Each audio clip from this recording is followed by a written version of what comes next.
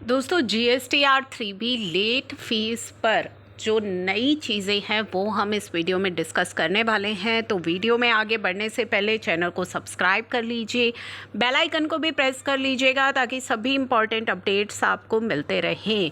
तो GSTR3B late fees से लेकर के काफ़ी सारे कमेंट्स आ रहे हैं जिसमें GSTR3B की लेट फीस पर बहुत ही बड़ी कन्फ्यूजन बनी हुई है।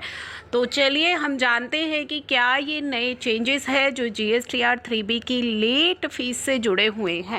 तो पहले हम चलते हैं अपनी GSTR3B पर। अभी हम अपनी 3B को ओपन कर लेते हैं और 3B के अंदर हम देखेंगे कि लेट फीस से जुड़ा क्या अपडेट हमें दिखाई देगा। तो ये आ गए हम अपनी GSTR3B पर।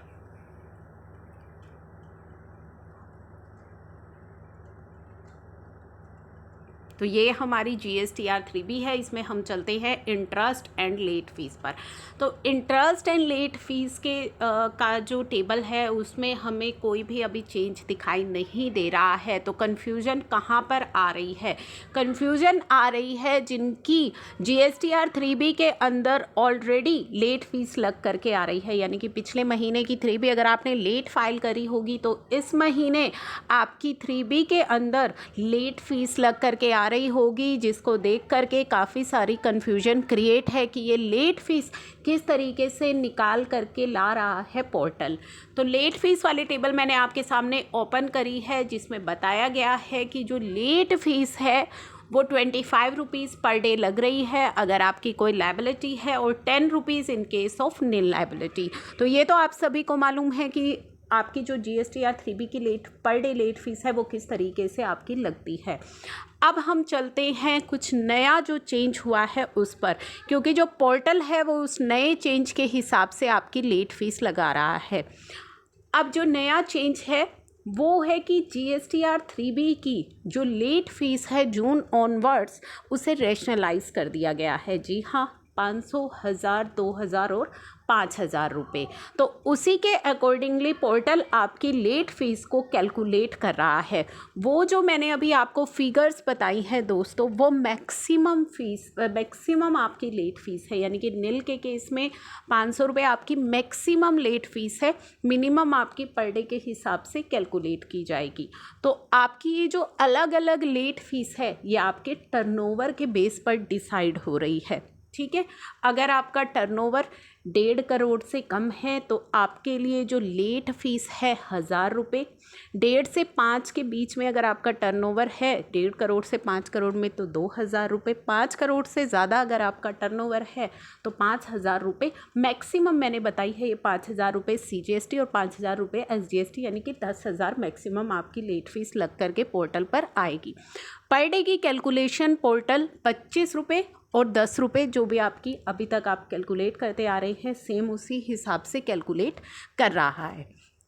तो ये चीज़ आपने ध्यान में रखनी है कि पोर्टल किस तरह से आप पर लेट फीस चार्ज कर रहा है।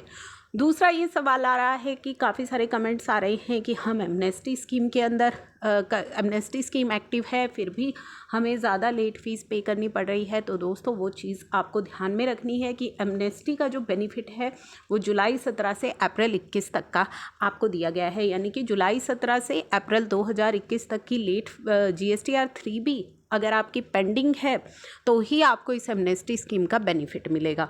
और ये बेनिफिट भी कब मिलेगा? अगर आप अपनी फाइलिंग 1 जून से 30 नवंबर के बीच में करेंगे, क्योंकि एमनेस्टी की डेट को एक्सटेंड कर दिया गया है। तो 1 जून के बाद जो भी फाइलिंग आपने करी होगी ये रिड्यूस्ड लेट फीस का बेनिफिट आपको तभी मिलेगा। अगर उससे पहले आपने कोई 3B लेट फाइल की है तो एमनेस्टी स्कीम का बेनिफिट आपको नहीं मिलेगा। फॉर एग्ज़ाम्पल मान लीजिए फरवरी मंथ की जो 3B है वो आपने मार्च में जून से पहले फ़ाइल की थी, यानी कि आपने मई में फ़ाइल कर दी थी, तो ऐसे केस में एमनेस्टी का बेनिफिट आपको नहीं मिलेगा, आपको वो ज़्यादा लेट फीस ही पे करनी पड़ेगी। अब एक और चीज़ कि जैसा अभी मैंने आपको बताया कि जून ऑनवर्ड्स जो आपकी GSTR3B है उसमें आपको रिलैक्सेशन दी गई है, रेशनलाइज कर दी गई है लेट फीस। और इसी के साथ साथ interest and let fees payable के सेक्शन में आपको ऊपर एक नया ऑप्शन दिखाई दे रहा है व्यू योर टर्नओवर का, यहाँ पे क्लिक करके आप अपना टर्नओवर चेक कर सकते हैं, हालांकि डैशबोर्ड पर भी देख सकते हैं। तो यहाँ पे आपका जो टर्नओवर है वो आपको यहाँ पे दिखाई दे रहा है कि क्या आपका टर्नओवर है। GSTN के हिसाब से जो उन्होंने कैलकुलेट किया है आपको यहाँ पे टर्नओवर दिखाई दे रहा है।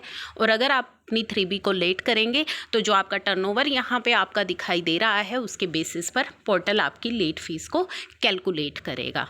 तो इस तरीके से आपकी लेट फ़ीस कैलकुलेट होकर के आ रही है। अगर स्टिल आपकी लेट फ़ीस से जुड़ी आपको कोई कन्फ्यूजन है तो आप मुझसे कमेंट बॉक्स में पूछ सकते हैं, क्योंकि लेट फ़ीस को लेकर के काफ़ी सारी कन्फ्यूजन्स है, काफ़ी सारे कमेंट्स हैं जो रिसीव होते हैं।